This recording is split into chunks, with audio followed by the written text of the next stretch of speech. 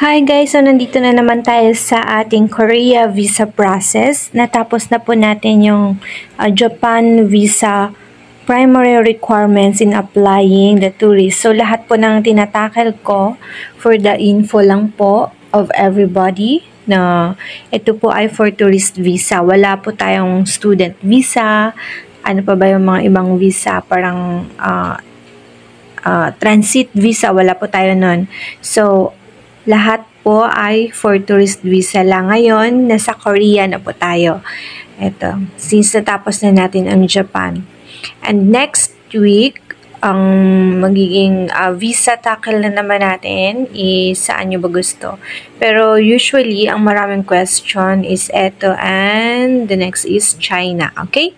Magcha-China tayo next week. So, ayan. Inclusion po natin dito sa ating visa process is visa consultancy, non-appearance, submission and collection, and visa fee for 30 days or less stay in Korea. So, pag mag-avail kayo nito, ang validity lang po is 30 days lang po kayo doon. So, ang ano po nito guys, pag na-release sa inyo yung visa nyo or during na-approve po ito, magbibilang po kayo doon ng 3 months na kailangan magamit nyo yun kasi kung hindi may expire po siya. And then you can stay, ang pinakamahaba na is 30 days in Korea.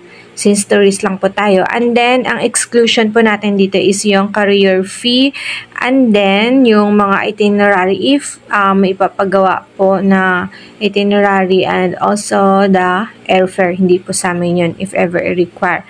Pero ito po yung mga requirements malalaman nyo sa dulo and also dun sa mga sponsored din po. May mga additional requirements kayo na malalaman nyo po sa last ng video to. So, the visa requirements, wait lang. The visa requirements checklist, all original and photocopy of requirements to be submitted to our office. So, you can do the submission through LBC guys, okay? Since this is non-appearance naman.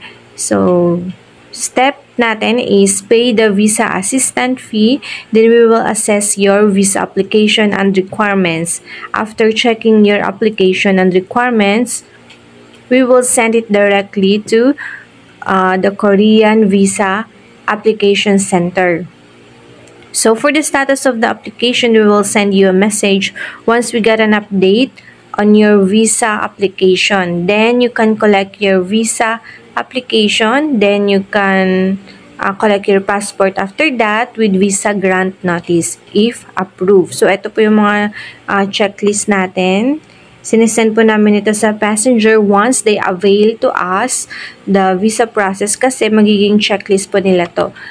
Actually, wala pa naman po akong denied na visa process. Pero, meron po yung mga hindi sila nagpatuloy kasi hindi nila na-comply yung second requirements. Yun yung time na binabalik po kasi sa amin pag kulang yung requirements and then pinapakomply yun sa PAX. Pero minsan hindi na nila makomply so hindi sila natutuloy. Yun lang po. Pero wala pa akong na-experience sa company namin na na-deny. Of course, guys, ang last decision pa rin ay nasa embassy. I'm just saying na since tinatakal po natin dito yung mga complete na ipapasa. So, usually talaga, pag complete mo naman, ano ba ang reason na madi-deny ka, diba? Hindi siya kagaya ng sa immigration na lahat na sabi mo na. So, nasa kanila pa rin ang decision, diba? Pag immigration na mismong paalis na. Take note, iba yung embassy, iba yung immigration. So, the embassy naman is pag complete naman yung papers mo na pinasa sa kanila, since walang question and answer dito, pwedeng ma-approve naman talaga. So, the Philippine passport, unang requirements natin is at least 6 months validity. So, make sure guys, page 3 is signed. Bring old passport if with stamp. Ibig sabihin, kung nakapag-travel na kayo before at merong ng visa stamp yan, kailangan nyo pong isali po yan sa ipapasa sa amin. So, photocopy of the passport, bio page, the page 2 and 3. Then, the photocopy of the previous and valid advance visa for frequent travelers. Ito yung, pag nakapag-travel na kayo, ipapasa pa rin po to yung mga stamp nyo. And then, kung yung may mga, ano pa kayo dyan, requirements before, So, kailangan malaman po kasi to ng embassy kung nakapunta na kayo sa ibang bansa before, mas mabilis pong approval. So, 2 pieces of colored photo with white background taken from any photo studio. So, 4.5 cm times 3.5. So, as of now po ito, pwede pa rin magkaroon ng changes. Kasi last time, nagkaroon ng changes yung process sa Korea visa, no? So, kailangan be updated din po tayo doon. Na dati, anytime pwedeng makapagpasa. So, that time, yung nakapag-apply ako last time, sa passenger ko is nagkaroon ng schedule since may naayos nga po yung Korea about their visa process. So, ayun lang yung update nun. Pero sa ngayon, pwede naman anytime na mapasa.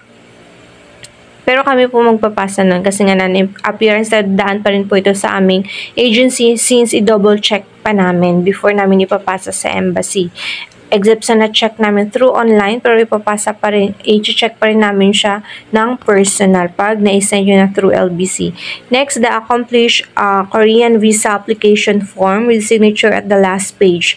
Then, take note the original latest PSA birth certificate. Ito guys, kailangan 1 year,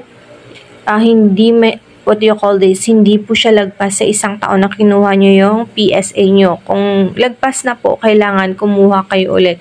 Dapat po, latest po yung PSA birth certificate. And then, next, requested this year, ayan nga, ito yung karugtong dun sa certificate na kailangan, kakakuha nyo lang po siya, hindi po siya lumagpas ng 1 taon. Same as original latest PSA marriage certificate. And also the financial requirements, original bank statement. Ideal amount is the 100,000. So make sure hindi nyo siya biglaan na nilagay yung 100,000 kasi magtataka syempre yung immigration, 'di ba, na for the requirements lang 'yan. So better guys, kung malayo pa yung application nyo is mag-start na kayo ngayon, maglagay ng like monthly may 20,000 na nagpapadala sa inyo, ganun. Then including type of account and opening date, kukunin nyo ito, average daily balance and current balance. Papasa po yan, current balance. So, the original of latest 3 months bank statement, kailangan din.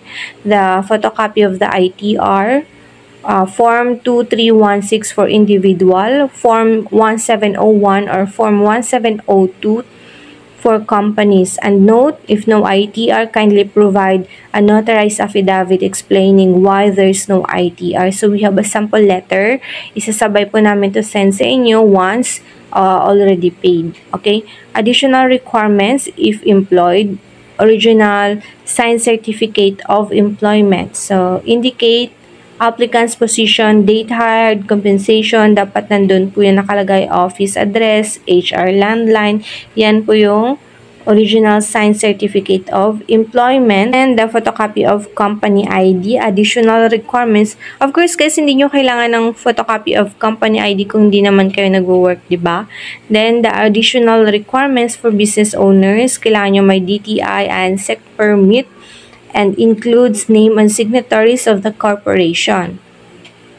And then photocopy of mayor's permit, photocopy of the BIR company registration. Additional requirements for the professionals, kailangan may PRC card kayo or IBP card. Kung hindi naman to applicable sa inyo guys, wala kayong business, so disregard lang yung mga hindi applicable sa inyo. So, if applicable, meron pa additional requirements for the student, original copy of school certificate and photocopy of school ID kung yung magta-travel ay a student. So, dito na tayo sa sponsor. Usually, yan lang naman talaga halos lahat sa visa process. Yan lang po yung mga primary requirements. Same lang as Japan. You can check guys, double check. Same lang talaga siya sa Japan, yung primary requirements. And then, important notes for the sponsored applicants, the sponsor should be an immediate family. So, hindi po pwedeng friends lang. Sponsor will provide financial requirements while all other applicants will submit PSA documents to prove relationship. So, birth certificate or marriage certificate, sponsor will also provide a letter or affidavit of sponsor o affidavit of support. Notarized po dapat to per applicant or family. So, member being sponsored. So, kailangan each applicant, meron talaga nito, hindi lang isa yung affidavit of letter. Note that the PSA and marriage certificate should not be more than 1 year. So, ito yung sinasabi ko kanina. Then, the sponsor from or living in other countries is not applicable. So, provide explanation letter for every lacking documents. Okay, explain ko lang tong sponsor from living in other countries is not applicable. Ibig sabihin, some requirements, of course, malayo sila, di ba? Paano nila mapapasa yung kanilang ibang requirements? So, meron lang po kaming ipapakomply dito sa kanila since nasa malayong lugar po sila na ipapasa through online. And then, yung ibang requirements nila is pwede naman makomply ng mag-a-apply po ng visa na family dito sa Philippines. So, next, number 4 is visa approval is at the discretion of the embassy. Ito yung sinasabi ko, hindi po ibig sabihin na wala po kaming denied ngayon is talagang hindi kayo madi-deny pag mag-apply kayo.